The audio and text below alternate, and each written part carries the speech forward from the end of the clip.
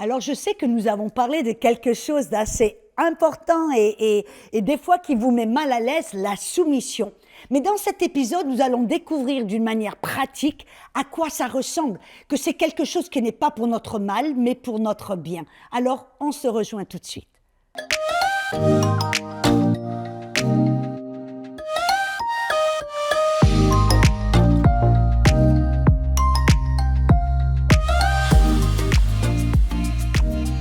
Et bonjour à vous tous et vous toutes, je suis Audrey-Ma, la Zonorafa, où nous sommes en train de parler de quelque chose de puissant.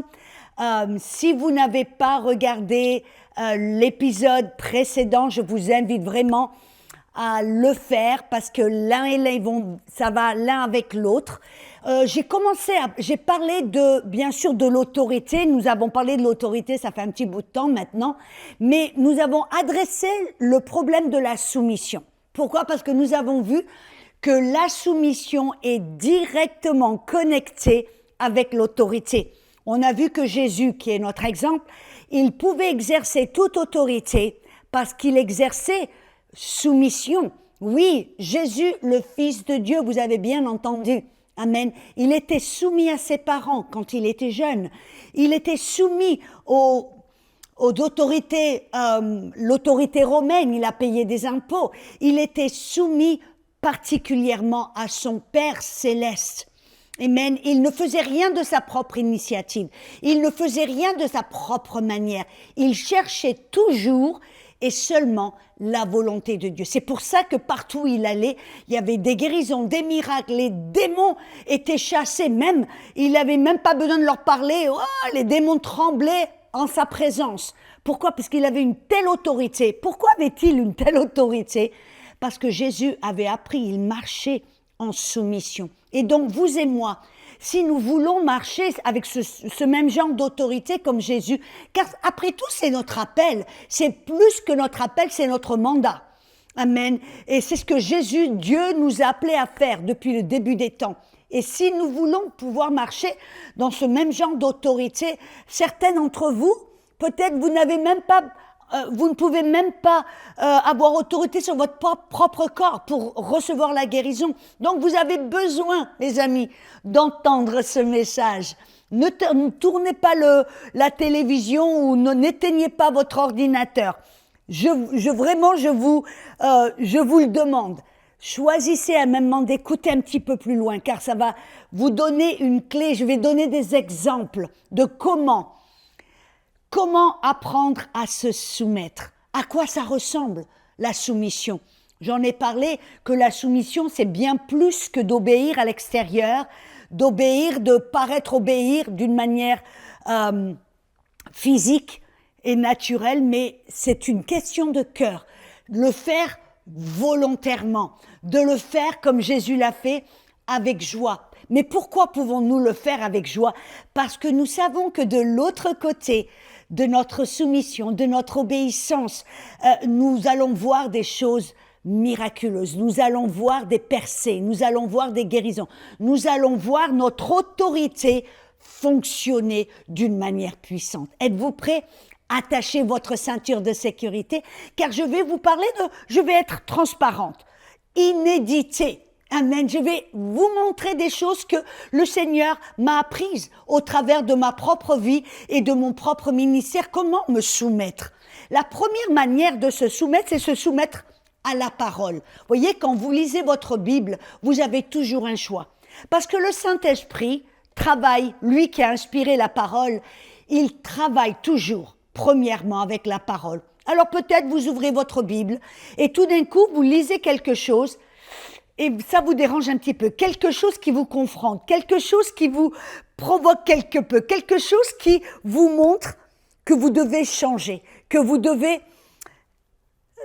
Par exemple, vous lisez votre Bible et tout d'un coup, je crois que c'est dans Jean 6, vous lisez le passage d'Ananias et Saphira, vous vous rappelez? Qu'est-ce qu'ils ont fait? Ils ont voulu impressionner les apôtres, parce qu'après tout, ils ont vu Barnabé qui avait vendu un terrain, donné l'argent, l'a remis aux pieds des apôtres, et tout le monde était impressionné. Il a reçu une telle faveur que Ananias s'est dit, Mais moi aussi, je veux ce genre de faveur. Alors, la Bible nous dit qu'il a vendu, je crois que c'était une maison, une propriété, bref. Et au lieu, il a concocté un petit plan. Après tout, même Pierre nous dit qu'il aurait pu garder tout l'argent, ça lui appartenait, n'est-ce pas?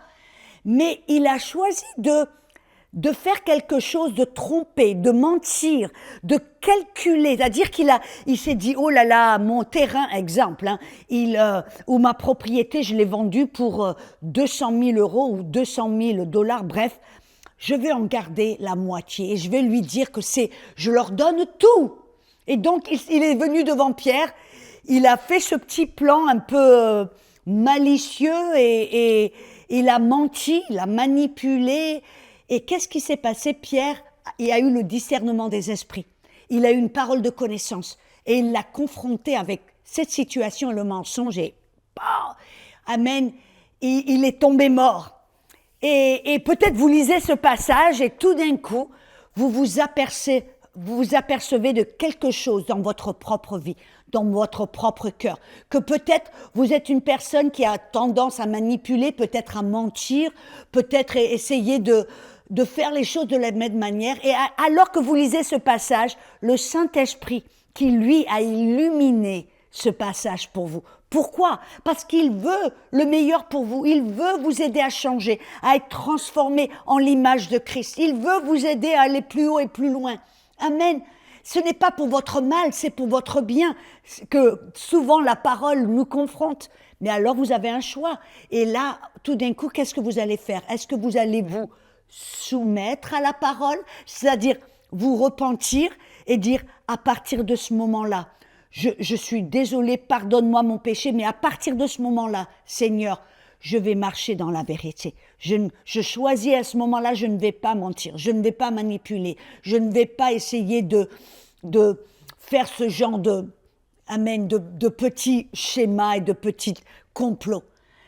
Et voyez, c'est là où vous êtes soumis, vous avez marché en soumission. Et parce que vous avez marché en soumission, c'est là que tout d'un coup, vous allez marcher dans une plus grande autorité. Vous voyez, donc la première manière de se soumettre, c'est de se soumettre à Dieu, la parole. Et quand vous lisez la Bible et que vous êtes confronté avec quelque chose, vous avez un choix. Allez-vous obéir, vous soumettre et le faire, rappelez-vous, de bon cœur, volontairement, en disant c'est pour mon bien. C'est pour que je puisse marcher en plus d'autorité. Ce n'est pas pour me faire du mal, ce n'est pas pour m'empêcher de jouir de la vie, non, c'est pour me faire avancer, pour me faire aller plus loin et plus haut. Alors donc, vous avez le choix de le faire volontairement. La deuxième manière de se soumettre, c'est de se soumettre au Saint-Esprit. Vous voyez, je me rappelle d'une dame qui a de bonnes intentions, elle a voulu aller témoigner, elle a voulu aller dans un quartier qui n'était pas très bon et qui avait une mauvaise réputation, mais elle a voulu aller pour passer des petits tracts, des petits flyers. Et vous voyez, son intention était bonne, alors elle est là derrière son volant avec des petits prospectus, des petits flyers dans son sac à main et elle part et puis elle est là derrière le volant en disant « Seigneur, je vais témoigner pour toi, alléluia ». Et à ce moment-là, qu'est-ce qui s'est passé? Elle a eu comme un témoignage intérieur. Qu'est-ce que je veux dire par là? Un manque de paix. Tout d'un coup, elle s'est sentie un peu mal à l'intérieur, comme si il y a quelque chose qui l'a dérangée, qui l'a grattée à l'intérieur. Vous voyez, c'est ce qu'on appelle Romains 8, 14 et 8, 16, le témoignage intérieur. Et alors, au lieu d'écouter, vous voyez, c'était le Saint-Esprit qui lui disait « Non, je veux pas que tu y ailles ». Elle l'a ignoré. Et puis elle a déclaré, elle a dit, non, au nom de Jésus, je marche dans toute autorité. Rien ne va me nuire. Elle a même déclaré le psaume 91, qui est le psaume de protection. Et puis elle est partie. Elle a ignoré le prompting ou l'avertissement du Saint-Esprit. Elle est allée de l'avant, elle est allée dans ce quartier pour passer. Vous voyez, son intention était bonne. Vous dites, mais pourquoi? Et elle a commencé à faire ce qu'elle voulait faire et elle s'est fait taper dessus. Il y a quelqu'un qui lui a volé son sac à main, qui lui a tapé dessus. Et elle est revenue à la maison toute penaude, mais en colère avec Dieu. Pourquoi? Parce qu'elle était en colère avec Dieu en disant « Seigneur, pourquoi tu ne m'as pas protégée? Je suis allée faire ta volonté, je suis allée témoigner, parler de Jésus. Pourquoi ne m'as-tu pas protégée? Pourquoi tu les as laissés me taper dessus, me voler mon sac à main ?» Voyez, pourquoi? Je vais vous dire tout de suite. Parce qu'elle a ignoré, elle ne s'est pas soumise au prompting, à l'avertissement, à la direction du Saint-Esprit.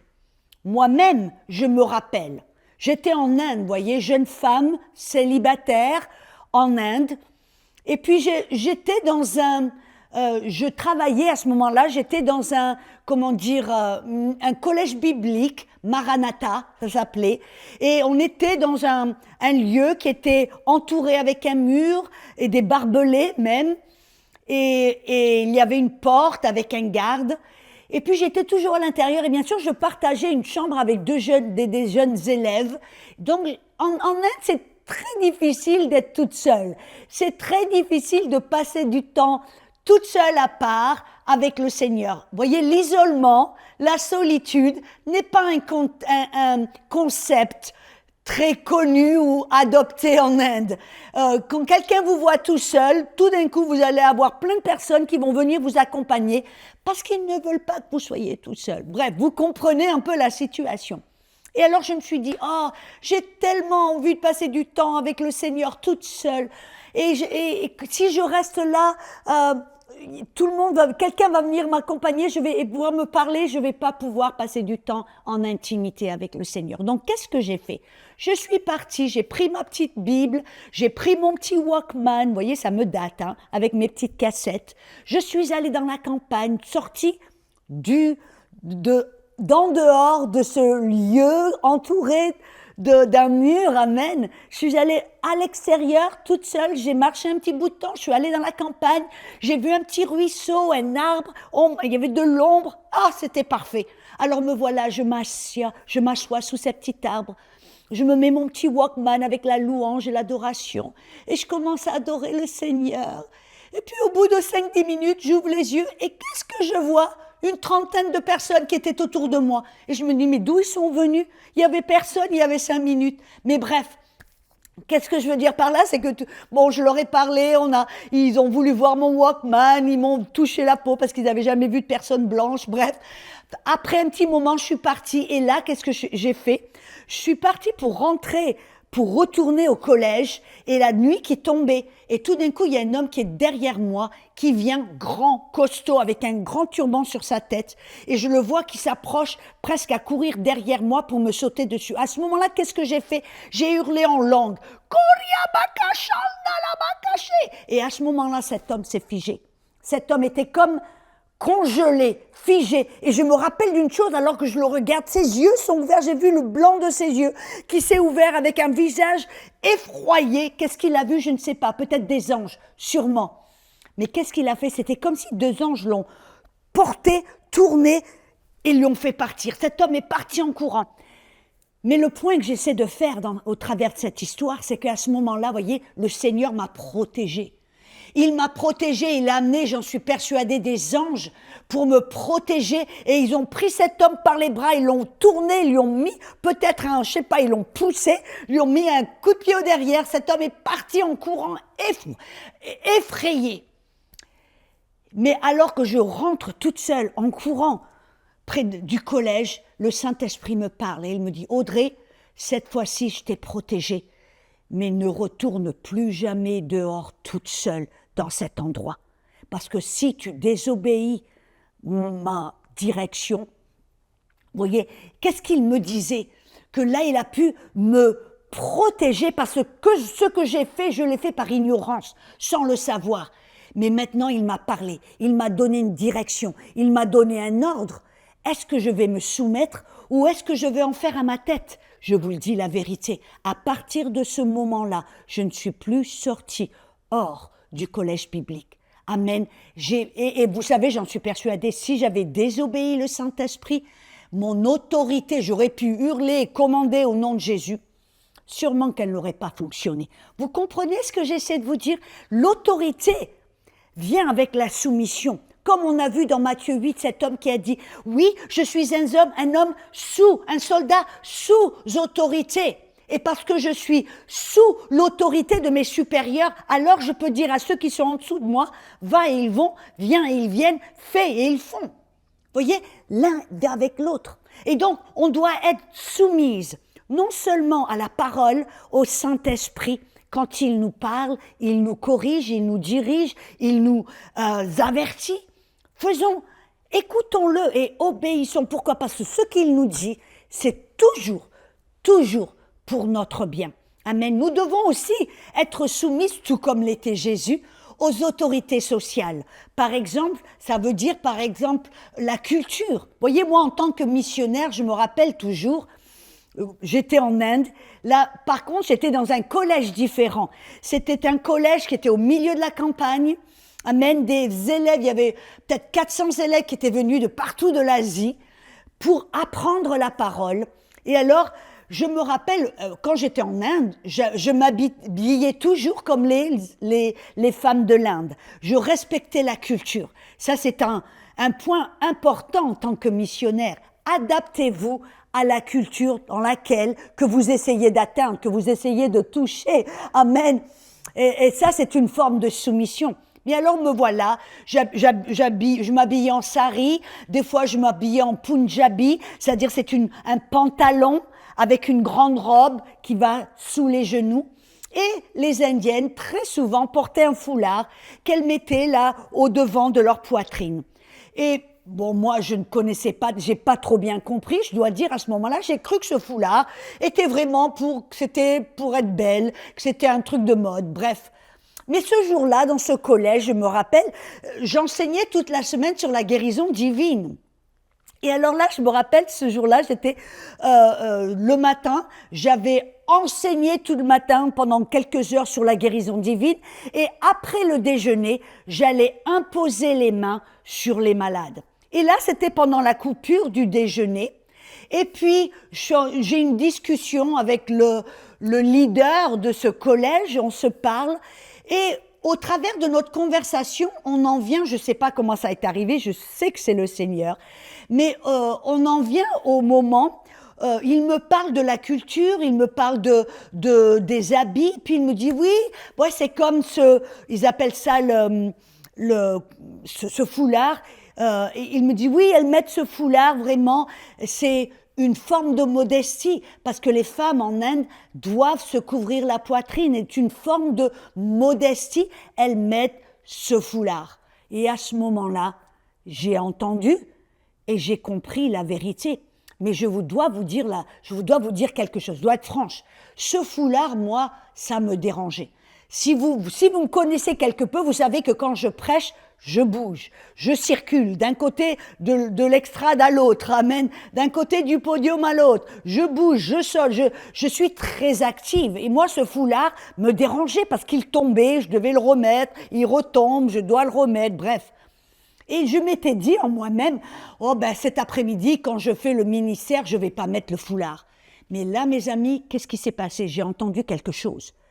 J'étais maintenant redevable. J'ai entendu la vérité du pourquoi ces femmes se mettaient ce foulard. Ce n'était pas une question de mode ou de beauté, c'était une coutume. Et là, j'ai dû choisir, est-ce que je vais me soumettre à la culture, aux coutumes, à l'autorité même du leader de cette école, ou est-ce que je vais en faire qu'à ma tête? Parce qu'après tout, je me suis dit, oh, c'est pas pratique, ça va m'empêcher de faire le ministère. Mais là, mes amis, j'ai choisi. J'ai dit non, je vais me soumettre à la culture, aux coutumes, je vais me soumettre même à ce leader qui vient de me dire pourquoi les femmes mettent ce foulard. Et tout d'un coup, le Saint-Esprit m'a donné une petite idée. Il me dit, mais Audrey, pourquoi tu ne l'épingles pas sur les côtés? Et je me suis dit, oh, mais pourquoi n'y ai-je pas pensé avant? Amen. Vous savez, des fois, on se rend les choses compliquées, on ne pense pas. Et alors, j'ai mis des petites épingles, pof, pof. Et puis, vous savez, cet après-midi, j'ai prié pour les malades. Et il y avait un jeune homme qui était presque aveugle. Il avait des lunettes qui étaient si épaisses, il ne pouvait... C'était comme des bouteilles de coca. Vous voyez, le dessous des bouteilles, tellement épais, on ne voyait plus ses yeux. Ses yeux étaient tout petits. Et puis, il est venu vers moi. Et puis, je passe, là, je suis en train de prier pour tout le monde. Il y avait des centaines de personnes devant l'autel. Et tout d'un coup, j'entends le Saint-Esprit qui me dit, reviens, impose les mains sur ce jeune homme, prie pour lui et crache-lui dans les yeux. Oh, crache-lui dans les yeux. voyez, c'est pas poli ici, c'est encore moins poli là-bas. Mais bref, j'ai obéi au Saint-Esprit. Je me suis soumis au Saint-Esprit. Je suis allée retourner vers le jeune homme, j'ai pris ses lunettes, je lui ai remis dans ses mains et pouf, pouf, j'ai craché sur mes mains et je lui ai imposé les mains, j'ai craché sur ses yeux. Qu'est-ce qui s'est passé? Rien du tout. On pensait, mais 2 heures plus tard, ce jeune homme revient vers moi, complètement guéri, sans lunettes, avec un grand sourire sur son visage. Et immédiatement, le Saint-Esprit me parle et il me dit, Audrey, si tu avais refusé de te soumettre à la culture et à la coutume, je n'aurais pas pu faire ce miracle au travers de toi. Ton autorité n'aurait pas fonctionné. Oh, je dis, oh Seigneur, merci. J'ai appris, voyez, à ce moment-là, que très souvent, des personnes ne voient pas leur autorité fonctionner parce que quelque part, elles refusent de se soumettre. Elles refusent de se soumettre aux autorités que Dieu a placées au-dessus d'elles. Dans ce cas-ci, pour moi, l'autorité, c'était l'autorité du leader qui venait de partager cette coutume avec moi, cette culture avec moi. Alors, est-ce que j'allais me soumettre à ce qu'il venait de me dire, me soumettre à la culture, ou alors me justifier en me disant, ben non, après tout, je vais faire le ministère, ça va m'empêcher. Non. Voyez, j'ai choisi. Et la belle nouvelle, c'est que dès que j'ai choisi de me soumettre, le Saint-Esprit m'a donné une idée. Voyez, et je me rappelle aussi, quand j'étais toute jeune, parce que des fois, voyez, femmes, je veux vous parler, vous mesdames, et ça va aussi à vous messieurs, ça va à toute personne, amen, qui est mariée. La Bible nous appelle, femmes, à nous soumettre à nos maris. Et cette soumission, ce n'est pas pour nous faire du mal, pour nous empêcher d'avancer, pour nous rabaisser, non, c'est pour notre bien. Toujours, vous voyez, la soumission, on doit changer notre façon de penser. Jusqu'ici, très souvent, on a vu la soumission, parce que c'est vrai que des fois, ça a été utilisé à bon escient pour mettre les gens sous le contrôle. Je le comprends. Mais vous et moi, mes amis, dans l'Église, nous devons apprendre la soumission. Et que la soumission est une bonne chose pour nous aider, pour nous avancer, pour nous élever, tout comme Jésus. Et tout comme le Père a pu l'élever. Pourquoi? Parce que Jésus s'est soumis. Et je me rappelle quand j'étais célibataire jusqu'à l'âge de 36 ans. Missionnaire, j'ai voyagé partout dans le monde, mais très souvent, quand on est célibataire pendant pas mal d'années, je dois le reconnaître, on est un peu indépendant. On fait les choses un peu, amen, on fait ce qu'on veut, où on veut et quand on veut. Des fois, ça peut se faire. Et moi, j'étais célibataire jusqu'à l'âge de 36 ans. Et alors, vous savez que tout d'un coup, je suis fiancée. Et on n'est pas mariés encore, mais je suis fiancée. Et là, vous voyez, j'apprends qu'il y a une conférence de ministère en Louisiane, dans l'église de mes très bons amis. Et je me dis, oh, je veux y aller, je vais y aller. Donc, je vais vers mon fiancé, je lui dis, Fred, tu sais quoi? Je vais aller à cette conférence de ministère, je vais rester chez mes amis, Dan et Sarah, je vais rester chez eux, tout va bien. Et puis, mon fiancé me regarde, me dit, mais d'abord, est-ce que tu m'as demandé mon opinion, mon avis? Il me dit, tu sais, franchement, je ne pense pas que tu devrais y aller. Je le ressens pas très bien. Oh là là là là, je dois vous dire la vérité, il y a quelque chose qui est monté en moi. Et je me suis dit, mais alors, je lui dis, mais Fred, j'ai voyagé partout dans le monde, toute seule, j'ai affronté des dangers, et rien n'est arrivé. Pourquoi est-ce que tu penses? Et là, je suis à 10 heures de route de là et tu me dis que je peux pas y aller?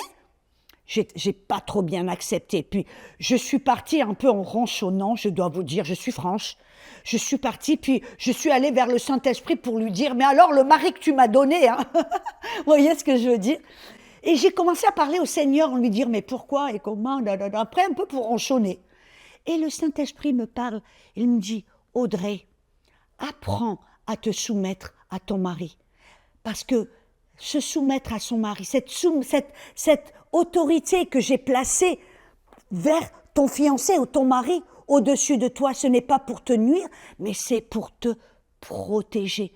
Apprends à te soumettre afin que lui, qui a été appelé au-dessus de toi peut te protéger. Tout d'un coup, j'ai eu un changement de cœur. Tout d'un coup, j'ai compris pourquoi la Bible nous dit, femmes, soumettez-vous à vos maris, parce que le mari a été appelé à protéger sa femme, à aider sa femme. Parce que des fois, mesdames, nous pouvons être vulnérables. Et quand j'ai compris la vérité, j'ai compris cette autorité que Dieu avait placée sur les maris, dans les maris. J'ai compris, je suis retournée vers lui. J'ai dit, Fred, vraiment d'abord, pardonne-moi. Pardonne-moi d'en avoir fait qu'à ma tête. Pardonne-moi pour mon attitude. Pardonne-moi. Et tu sais, je ne vais pas aller. J'ai choisi, je n'irai pas à cette conférence, je n'irai pas en Louisiane. Mon mari, d'abord, ça l'a un peu surpris, il me dit, ok. Et c'était mon fiancé, il me dit, d'accord, ok. Oh, merci, c'est gentil, d'accord. Et puis il revient vers moi, il dit, tu sais Audrey, j'ai réfléchi et je pense que ce serait bien que tu y ailles. J'ai dit, non, non, non, vraiment, je te promets, il n'y a pas de problème, je ne veux pas que tu te sentes obligée. Je l'ai accepté dans mon cœur et je le fais vraiment volontiers, volontairement de tout mon cœur. Finalement, mon fiancé m'a dit, non, non, ça me ferait plaisir, s'il te plaît. Et vous savez, là, je suis allée à la conférence, mais avec la bénédiction de mon fiancé. Amen. Je l'ai fait de bon cœur et je l'ai fait avec la bénédiction. Et je savais que je pouvais y aller sous la protection, non seulement de mon mari, mais spirituelle. Que je pouvais y aller avec la paix, avec en sachant que rien ne m'arriverait. Amen. C'est ce qui se passe très souvent. Et vous savez, mesdames et messieurs, quand nous apprenons à nous soumettre à la parole, au Saint-Esprit, aux autorités culturelles, sociales, notre mari, ou même la Bible nous dit de nous soumettre à l'un à l'autre. Des fois, il y a des choses qu'on doit apprendre, amen, à dire, d'accord, j'accepte, je me soumets, même si on n'a pas envie de le faire, on le fait volontairement, même des fois, on n'aurait pas à le faire, mais on le fait, on choisit de le faire. Nous sommes tout d'un coup non seulement sous la protection et avec une autorité puissante, amen, mais dans le repos. Parce qu'après tout, la Bible nous dit dans Hébreux, qu'il dit, aujourd'hui, si vous écoutez ma voix, obéissez. Et il continue de dire, voici le repos. Amen, car il y a un repos de sabbat pour le peuple de Dieu. Amen. Qu'est-ce qu'ils sont en train de dire? Que quand vous et moi, nous apprenons à nous soumettre à la parole, au Saint-Esprit, à la direction du Saint-Esprit, à la parole ou aux autorités que Dieu a placées sur nous pour notre protection, on n'a pas à s'inquiéter, nous sommes dans le repos. Alors mes amis, je veux vous inviter vraiment à rentrer dans le repos, à apprendre à vous soumettre et le faire volontairement, joyeusement. Amen. On se retrouve bientôt pour un autre épisode. À tout de suite.